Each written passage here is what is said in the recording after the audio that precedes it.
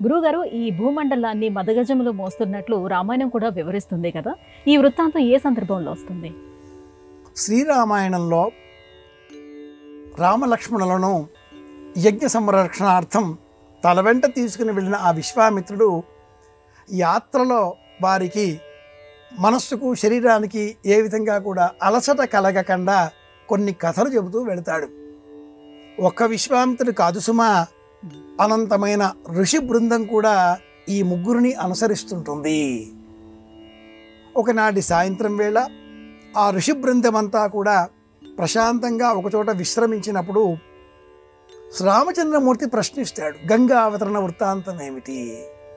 ఆ గంగా అవతరణ వృత్తాంతం చెప్పే సమయంలో ఈ విషయాలన్నీ కూడా బయటికి వస్తాయి.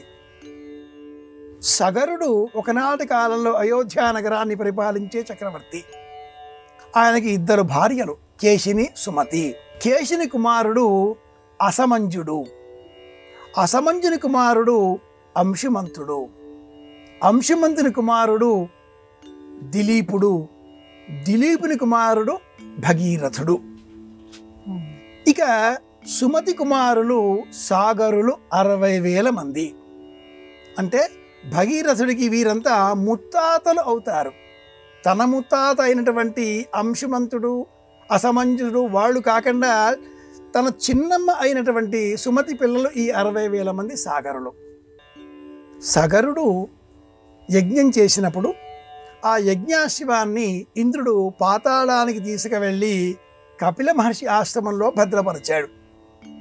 యజ్ఞాశ్వం దొరకని కారణం చేత ఈ 60,000 మంది సాగరులంతా కూడా కలిసి ఆ భూమండలం అంతా కూడా ఎడా పెడా తవ్వేశారు.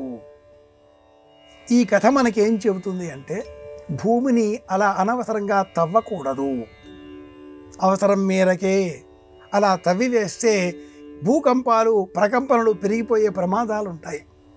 అలా తవ్వుతూ పాతాళాని వరకు వెళ్ళినటువంటి ఈ సాగరులకు కపిల మహర్షి ఆశ్రమం కంటే పూర్వం ముందుగా తూర్పు దిక్కు, దక్షిణం దిక్కు, పడమర దిక్కు, ఉత్తరం దిక్కు, ఇలా 4 దిక్కులా కూడా వాళ్ళు తవ్వుతూ వెళ్ళగా ఈ భూమండలాన్ని మోసేటటువంటి 4 భద్ర గజములు ఈ 60,000 మందికి కనిపిస్తాయి.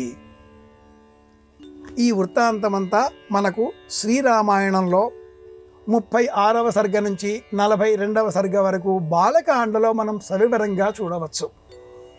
అలా తన ముత్తాతలకు ఉత్తమ లోకాలు కల్పించే నిమిత్తమై భగీరథుడు చేసిన ప్రయత్నమే మనం ఇప్పటికీ భగీరథ ప్రయత్నం అంటూ ఉంటాం.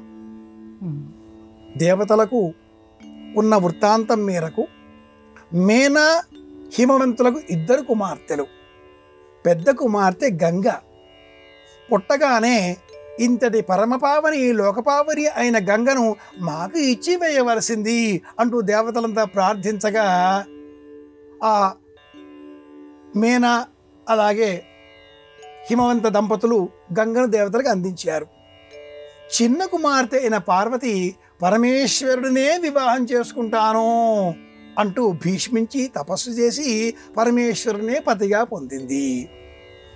ఇలాంటి ఈ గంగ అక్కడ ఎక్కడో స్వర్గంలో దేవతల వద్ద ఉండే మందాకిని త్రిపథగా మారి ఈ భూలోకానికి వచ్చి పాతాళానికి వెళ్ళి మధ్యలో జహ్ను మహర్షి స్వీకరించి చెవు ద్వారా విడిచిపెట్టడంతో జాహ్నవి అన్న పేరు తెచ్చుకొని ఈ వృత్తాంతమంతా కూడా సాగరులకు ఉత్తమ లోకాలు కల్పించేటటువంటి నేపథ్యంలో ఉన్నది. ఈ మొత్తం వృత్తాంతానికి ఒక ఉదాహరణ 4 భద్ర గజములు ఈ సగరులు ఈ భూమిని మోస్తున్నట్లుగా చూచే వృత్తాంతం. ఈ సందర్భం మనకు శ్రీరామాయణంలో కనిపిస్తుంది.